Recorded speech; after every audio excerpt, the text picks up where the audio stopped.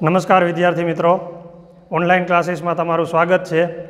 આજે આપણે વિજ્ઞાનના એક અગત્યના ટોપિક વિશે વાત કરવાના છીએ, જેનું નામ છે સજીવોનો પાયાનો એકમ। તો આપણે નામ ઉપરથી શરૂઆત કરીએ કે સજીવ એટલે કે વનસ્પતિ છે, પ્રાણીઓ છે, જે સજીવો છે, જે શ્વાસ લે છે, એ બધાને શું કહે છે આપણે? સજીવો। તો એ સજીવોનો પાયાનો એકમ, જેવી રીતે આપણે ઇમારત બનાવી હોય તો એનો પાયાનો એકમ શું કહેવાય? ઈંટ। તો એ રીતે આપણું શરીર છે, મનુષ્યનું હોય, પ્રાણીનું હોય કે પછી મોટું કોઈ ઝાડ છે, તો એ શેનાથી બનેલું છે? તો એની આજે આપણે ચર્ચા કરવાની છીએ। તો કે ભાઈ જે સજીવો છે એ શેના બનેલા છે? તો કે એ બનેલા છે કોષના। શેના બનેલા છે? કોષના। તમે કહેશો કે સાહેબ તમે કીધું એટલે શું અમારે માની લેવાનું કે કોષના બનેલા છે? નહીં, મેં કીધું એટલે નહીં, પણ એક વૈજ્ઞાનિક હતા જેણે સૌ પ્રથમ વખત આપણને માહિતી આપી। ક્યારે? તો કે 1665માં। 1665માં રોબર્ટ હુક નામના વૈજ્ઞાનિકે સૂક્ષ્મદર્શક યંત્રમાં બૂચની જે છાલ હતી એને સૂક્ષ્મદર્શક યંત્રમાં એનું અવલોકન કર્યું તો એને શું જોવા મળ્યું? તો કે ભાઈ એને મધપૂડા જેવી રચના જોવા મળી। આ જે રચના છે, મધપૂડા જેવી જે રચના હોય, દાખલા તરીકે હું અહીંયા અસ્તવ્યસ્ત રીતે થોડુંક બનાવું છું મારી રીતે, તો આમાં જે દરેક ખાના જેવી રચના દેખાય છે, એ ખાના જેવી રચનાને રોબર્ટ હુક નામના વૈજ્ઞાનિકે શું નામ આપ્યું? કોષ। જો કે કોષ છે એ કેવો શબ્દ છે? ગુજરાતી શબ્દ, ઇંગ્લિશ શબ્દ છે એનું સેલ, જેનો અર્થ થાય છે કે એક ઓરડા જેવી રચના। તો આ રીતે સૌ પ્રથમ વખત છે એ કોષની માહિતી આપનાર વૈજ્ઞાનિકનું તમને નામ પૂછે તો આવશે રોબર્ટ હુક। તો કે ભાઈ કોષ છે એને સૂક્ષ્મદર્શક યંત્ર ઉપયોગ કર્યું એણે, તો કે શું ભાઈ કોષને આપણે નરી આંખે ન જોઈ શકીએ? તમને સવાલ થાય કે કોષને જોવા માટે ફરજિયાત સૂક્ષ્મદર્શક યંત્રનો ઉપયોગ કરવો પડે? તો એનો જવાબ છે ના। અહીંયા હું તમને એકાદ એક્ઝામ્પલ આપું છું। તો કે ભાઈ સૌથી નાનો કોષ કયો છે? તો કે એક બેક્ટેરિયલ કોષ છે જેમનું નામ છે માઇકોપ્લાઝા। એને જોવા માટે સૂક્ષ્મદર્શક યંત્રનો ઉપયોગ કરવો પડે છે, જે સાઇઝમાં છે એ સૌથી નાનું છે, 0.1 થી 0.5 માઇક્રોન જેટલું એનું કદ છે। તો સામે સૌથી મોટો કોષ કયો છે? તો કે શાહમૃગનું ઈંડું। શાહમૃગ નામનું એક પક્ષી આવે છે, જે તમને ખ્યાલ હશે, એનું ઈંડું છે એ સૌથી મોટો છે, એ એક જ કોષ છે જે આપણે નરી આંખે જોઈ શકીએ છીએ। તમે કહો કે સાહેબ મરઘીનું ઈંડું છે એ શું એક કોષ છે? તો એનો જવાબ છે હા, મરઘીનું ઈંડું પણ એક શું છે? કોષ છે। આ તો ઓવરઓલ વાત થઈ કે આખા પ્રાણી જગતમાં અથવા તો સૌથી સજીવોમાં, વનસ્પતિ પ્રાણીઓ બંનેમાં સૌથી મોટું કયું અને સૌથી નાનું કયું? માનવ શરીરની વાત કરીએ આપણી પોતાની, તો માનવ શરીરમાં સૌથી નાનો કોષ કયો છે? શુક્રકોષ, જે પુરુષોમાં જોવા મળે। માનવ શરીરમાં સૌથી મોટો કોષ કયો છે? તો કે અંડકોષ, જે ફિમેલમાં એટલે કે મહિલાઓમાં જોવા મળે। માનવ શરીરમાં સૌથી લાંબો કોષ, હવે અહીંયા કન્ફ્યુઝન ઊભી ન થાય, ખાસ મોટો અને લાંબો। મોટો એટલે કે કદમાં મોટો અને લાંબો એટલે કે લંબાઈમાં મોટો। તો લંબાઈમાં સૌથી મોટો કોષ કયો છે? તો કે આપણા જ શરીરનો છે એ ચેતાકોષ છે, જે આપણી નર્વસ સિસ્ટમ એટલે કે મગજની અંદર જે કોષો આવેલા છે તેની સાથે સંકળાયેલો છે ચેતાકોષ, જે લંબાઈમાં સૌથી મોટો કોષ છે। તો રોબર્ટ હુક નામના વૈજ્ઞાનિકે તો ભાઈ 1665માં કહી દીધું કે આવી જે રચના જોવા મળે છે એને કોષ નામ આપી દીધું। પછી તો કે પછી શું વૈજ્ઞાનિકો આ ઘટના પછી હાથ ઉપર હાથ ધરીને બેઠા રહ્યા? તો કે ના, એના પછીના જે વૈજ્ઞાનિકો છે એણે પણ છે એ પોતાનો અભ્યાસ શરૂ રાખ્યો અને એણે જુદી જુદી શોધ કરી। તો કે ભાઈ આપણે એ સમજતા પહેલાં છે આપણે અહીંયા એક હું તમને અવલોકન બતાવું છું। જે સૂક્ષ્મદર્શક યંત્રમાં જો તમે ડુંગળીના કોષનું અવલોકન કરો તો તમને આવી કંઈક રચના જોવા મળે।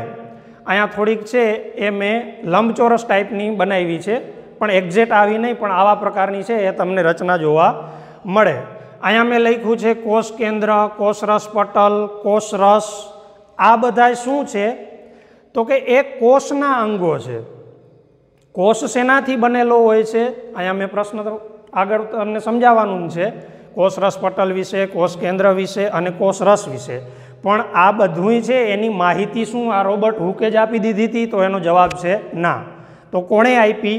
તો એના પછીના જે વૈજ્ઞાનિકો હતા, તો કે ભાઈ 1674 ત્યારે લ્યુવોન હોક નામના વૈજ્ઞાનિકે છે એ મુક્તજીવી સજીવોનું સંશોધન કર્યું. મુક્તજીવી સજીવો એક કોષી પાછા, તો એવા સજીવોનું છે એણે સંશોધન કર્યું. એટલે કે સજીવો છે એ એક કોષનું શરીર પણ ધરાવે છે. બે પ્રકારના સજીવો છે, જે એક જ કોષનું શરીર ધરાવતા હોય એને એક કોષી સજીવો કહેવાય. એક કરતાં વધુ કોષોથી બનેલા જે સજીવો હોય એને કહેવાય બહુકોષી સજીવો. આપણે છીએ તો બહુકોષી સજીવોમાં આવીએ. અમીબા, પેરામિશિયમ, ક્લેમિડોમોનાસ, આ બધા છે એ એક કોષી સજીવો કહેવાય. તો કે લ્યુવોન હોક નામના વૈજ્ઞાનિકે સૌ પ્રથમ 1674માં મુક્તજીવી સજીવોનું શોધ કરી. ત્યાર પછી તો કે અહીંયા મેં લખ્યું છે કે આ જે આપણે ડુંગળીના કોષો જોઈએ તો વચ્ચે એક બિંદુવત રચના જોવા મળે. જો તમે આ કોષની સ્લાઇડ બનાવી અને તમે એનું અવલોકન કરતા હો તો ત્યારે તમે સેફ્રેનિન અથવા તો મિથિલિન બ્લુથી અભિરંજિત કરીને સ્લાઇડમાં જો તમે અવલોકન કરો તો આ કોષની અંદરની વચ્ચેના ભાગે એક ગાઢ ટપકા જેવું આપણને જોવા મળે. સૂક્ષ્મદર્શક યંત્રમાં જોવું પડે.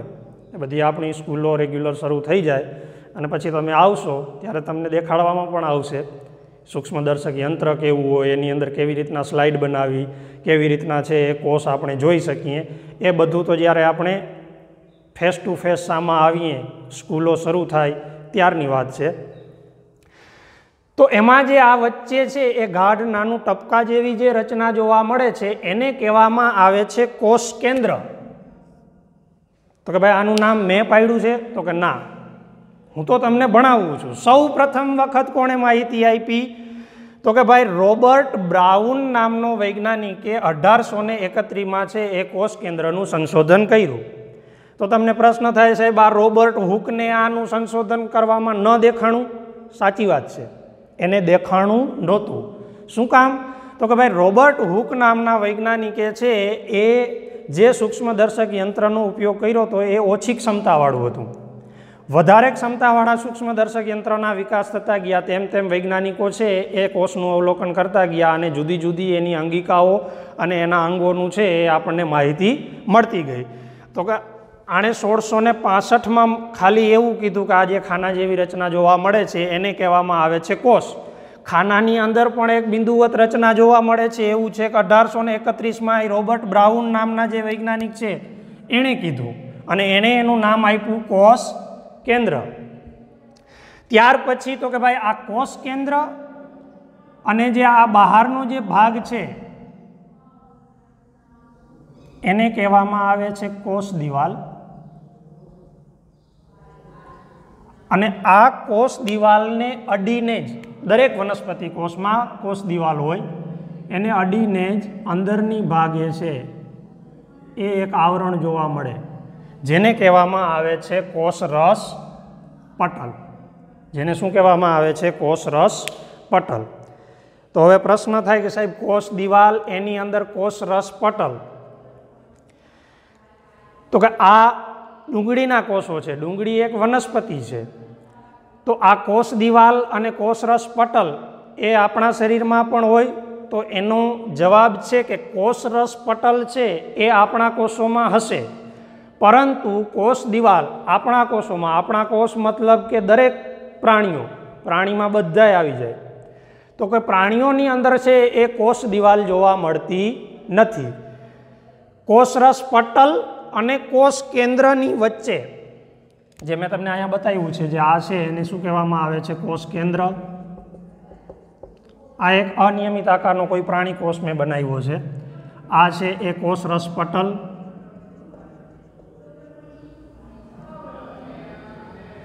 અને જે આ વચ્ચે જે પ્રવાહી, જે જેલી જેવું પ્રવાહી જોવા મળે એને કહેવામાં આવે છે કોષરસ. શું કહેવામાં આવે છે? કોષરસ. તો કે ભાઈ આ કોષરસની માહિતી કોણે આપી? તો કે એ પર્કિન્જે નામના વૈજ્ઞાનિકે 1839માં સૌ પ્રથમ આપણને કોષરસ વિશેની માહિતી આપી. તો તો આ છે એ કોષનું અવલોકન થયું. ત્યારબાદ સ્લાઇડન અને સ્વોન નામના જે બંને વૈજ્ઞાનિકો હતા એણે સંયુક્ત રીતે કોષવાદ રજૂ કર્યો. કોષવાદ એટલે શું? તો કે એક જાતનું એને સ્ટેટમેન્ટ આપ્યું. શું સ્ટેટમેન્ટ આપ્યું? તો કે દરેક સજીવો છે, પછી વનસ્પતિ હોય કે પ્રાણી હોય, દરેક સજીવો છે એ કોષોના બનેલા હોય છે અને તે સજીવોનો પાયાનો એકમ છે. આ જે આપણું ટાઇટલ છે સજીવનો પાયાનો એકમ, એ ક્યાંથી આવ્યું? તો કે ભાઈ સ્લાઇડન અને સ્વોન નામના વૈજ્ઞાનિકે કોષવાદ રજૂ કર્યો, એના ઉપરથી છે એ આપણું ટાઇટલ બન્યું છે. એણે સૌ પ્રથમ કીધું કે દરેક સજીવ છે એનો પાયાનો એકમ શું છે? કોષ છે. ત્યારબાદ તો કે ભાઈ આ વાક્ય પછી વિર્સોવ નામનો વૈજ્ઞાનિક છે એને એવો પ્રશ્ન થયો હશે કે ભાઈ કોષ ક્યાંથી આવ્યા હશે? એક કોષ છે, દાખલા તરીકે આપણું શરીર છે, તો આપણા શરીરની અંદર છે એ કરોડો કોષો હોય. તો કે ભાઈ આ કોષ છે એ કઈ રીતના એકમાંથી બીજા કોષોનું નિર્માણ થતું હોય છે એવો પ્રશ્ન કદાચ એના મગજમાં થયો હશે. તો એણે જે આ કોષવાદ છે એનું પુનઃ વિસ્તૃત સ્વરૂપે વર્ણન કરી અને નવું સ્ટેટમેન્ટ આપ્યું. શું કીધું? તો કે પૂર્વ અસ્તિત્વ ધરાવતા કોષોમાંથી નવા કોષોનું સર્જન થાય છે. જે આપણા શરીરમાં કોષો છે એમાંથી જ નવા કોષોનું સર્જન થાય છે. એક નાનકડી હું તમને વાત કહું. દાખલા તરીકે સવારે આપણે બ્રશ કરતા હોઈએ અને એમાં આપણે થૂક ફેંકીએ બ્રશ કરીને, તો એમાંય છે એ હજારોની સંખ્યામાં કોષો છે એ નીકળી જતા હોય ખાલી થૂક ફેંકવામાં. તો હવે જો કોષોનો આવી રીતના સતત નાશ થતો રહેતો હોય તો આપણે શું થાય? એક દિવસ એવો આવે કે મરી જાય. પણ એવું કંઈ થાય છે? તો કે નથી થતું. તો કે શું થાય છે? તો એવું છે કે આપણા જ શરીરમાં જે કોષો છે એ એનામાંથી જ વિભાજન પામી અને પોતાના જેવા જ નવા કોષોનું સર્જન કરે છે. જે રિપ્રોડક્ટિવ સિસ્ટમ છે, પ્રજનન તંત્ર છે, એમાં તમે અભ્યાસ કર્યો હશે અથવા તો હવે પછી જે આપણે ભણશું ત્યારે હું તમને શીખવાડીશ કે ફલિતાંડ છે એ માત્ર એક જ કોષનું હોય અને એમાંથી છે એ વિભાજનની પ્રક્રિયા દ્વારા છે એ આખું ગર્ભ અને ભ્રૂણ તૈયાર થાય છે. એટલે કે એક જ કોષમાંથી સજીવનું નિર્માણ થાય છે. પછી બાળકનું જન્મ થયા પછી અથવા તો કોઈ પણ પ્રાણીનું જન્મ થયા પછી એનું જે વૃદ્ધિ અને વિકાસ થાય છે, શરીર મોટું થાય છે, નાનામાંથી મોટું બને છે, ત્યારે પણ શું થાય છે? તો કે ત્યારે દરેક આપણા શરીરના જે અંગો છે એમાં કોષોનું વિભાજન થઈ અને એ અંગોનો વિકાસ થાય છે.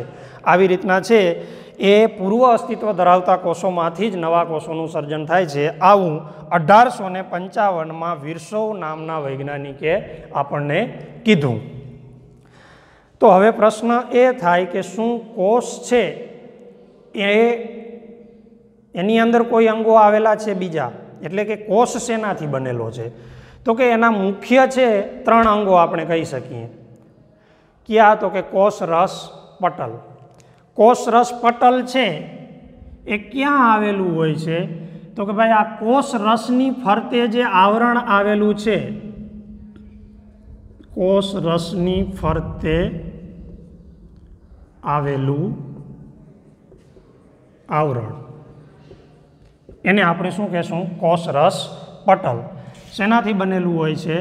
તો કે પ્રોટીનથી.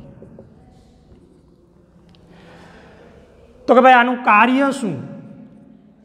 કાર્ય શું છે એનું? તો કે કોષની અંદર, એટલે કે કોષ રસમાંથી બહાર અથવા તો બહારથી અંદર, કોષ રસની અંદર જે પદાર્થો દાખલ થાય, કોષ રસમાંથી બહાર આવે અથવા તો બહારથી કોઈ કોષ રસની અંદર જે પદાર્થો દાખલ થતા હોય એનું નિયમન કરવાનું કાર્ય છે કોષ રસ પટલનું. એટલે કે કોષ રસમાં પ્રવેશતા કે બહાર નીકળતા પદાર્થોનું નિયમન કરે છે. અને જે આ કોષરસ પટલ છે એ એક અર્ધપારગમ્ય પડદો છે. અર્ધપારગમ્ય પડદો એટલે શું અને એમાં કેવી રીતને પદાર્થોનું આવાગમન થાય એની જો હું તમને ટૂંકમાં માહિતી આપું, વધારે આગળ પડતો અભ્યાસ છે એ આવે જ છે, આપણે ડિટેલમાં ભણશું ત્યારે. અત્યારે હું તમને દાખલા તરીકે સામાન્ય માહિતી આપું કઈ રીતના એમાં પદાર્થો અંદર જાય છે કે બહાર આવે છે. તો આપણે એક એક્ઝામ્પલ લઈએ, CO2 એટલે કે કાર્બન ડાયોક્સાઇડ અને ઓક્સિજન. જ્યારે કોષની અંદર છે એ જૈવ રાસાયણિક પ્રક્રિયાથી છે એ કાર્બન ડાયોક્સાઇડ અંદરના ભાગે છે એ વધી જાય કોષના અંદરના ભાગમાં, ત્યારે કાર્બન ડાયોક્સાઇડ છે એ બહાર આવે કોષરસ પટલમાંથી, અને દરેક કોષને છે એ શ્વસન માટે ઓક્સિજન જરૂરી છે, એટલે કે O2 ઓક્સિજનની અંદર છે એ ઉણપ વર્તાય. બહાર તો ઓક્સિજનનું પ્રમાણ હોય છે, આપણે શ્વાસોશ્વાસની પ્રક્રિયામાં જે છે ઓક્સિજન ઉપયોગમાં લઈએ છીએ, એ જ ઓક્સિજન છે એ દરેક કોષમાં જરૂરી છે, એટલે કે આ કોષની અંદર છે એ પ્રવેશે છે. તો કે આવા જે કોષરસમાં કાર્બન ડાયોક્સાઇડ છે, ઓક્સિજન છે, પાણી છે, અન્ય કોઈ પણ પદાર્થો છે, એનું જે આવાગમન છે એનું નિયંત્રણ કોણ કરે છે? તો કે કોષરસ પટલ. ત્યાર પછી આપણે ચર્ચા કરીએ કોષ કેન્દ્રની. તો કે મેં તમને હમણાં જ વાત કરી કે રોબર્ટ બ્રાઉન નામના વૈજ્ઞાનિકે છે 1831માં જે કોષની અંદર બિંદુવત રચના જોવા મળતી હતી એને નામ આપ્યું શું? તો કે કોષ કેન્દ્ર. આ કોષ કેન્દ્રનું કાર્ય શું? તો કે કોષમાં થતી પ્રક્રિયાઓનું નિયમન કરે. કોષની અંદર જે જૈવ રાસાયણિક પ્રક્રિયાઓ થતી હોય છે તેનું નિયમન કરવાનું કાર્ય કોનું છે? કોષ કેન્દ્રનું. કોષ રસ. તો કે ભાઈ કોષ રસનું કાર્ય શું છે? એની પહેલાં છે હું તમને બીજી એક નાની માહિતી આપી દઉં. દાખલા તરીકે આ કોષ કેન્દ્ર છે, અહીંયા કોષ રસ છે, આ કોષ કેન્દ્ર છે, તો કોષ કેન્દ્ર કોષ રસથી જે જુદું પડે છે જે આવરણ વડે, તેને કહેવામાં આવે છે કોષ કેન્દ્ર પટલ. કોષ કેન્દ્ર પટલ. પટલ એટલે એક જાતનું આવરણ, પડદો. જેવી રીતે અહીંયા કોષ રસની ફરતે જે આવરણ હતું એને આપણે કીધું કોષ રસ પટલ, તો એ જ રીતે કોષ કેન્દ્રની ફરતે જે આવરણ છે એને કહીએ છીએ કોષ કેન્દ્ર પટલ. તો કે આ કોષ કેન્દ્ર પટલ છે એનું કાર્ય શું? તો કે એ કોષ રસમાંથી કોષ કેન્દ્રમાં જતા અથવા કોષ કેન્દ્રમાંથી કોષ રસમાં આવતા પદાર્થોના વહનનું નિયમન કરે. તો કે આ કોષ રસ છે એનું કાર્ય શું? તો કે કોષ રસનું કાર્ય આ કોષ કેન્દ્ર અને કોષની વચ્ચે જે પ્રક્રિયાઓ છે એમાં જે પદાર્થોનું વહન છે એ કોના દ્વારા થતું હોય છે? કોષ રસ દ્વારા. તો કે ભાઈ કોષ રસ છે એ આખું લિક્વિડ છે, એ ખાલી લિક્વિડમાં જ એવું થાય છે કે વહનની પ્રક્રિયાઓ થઈ જાય, નિયમન થઈ જાય છે? તો કે તેનો જવાબ છે ના. તો કે તો શું હોય? તો કે ભાઈ કોષ રસની અંદર બીજી ઘણી બધી અંગિકાઓ આવેલી હોય છે જેને કહેવામાં આવે છે કોષીય અંગિકાઓ. કોષ રસ છે એ કોષીય અંગિકાઓ ધરાવે છે.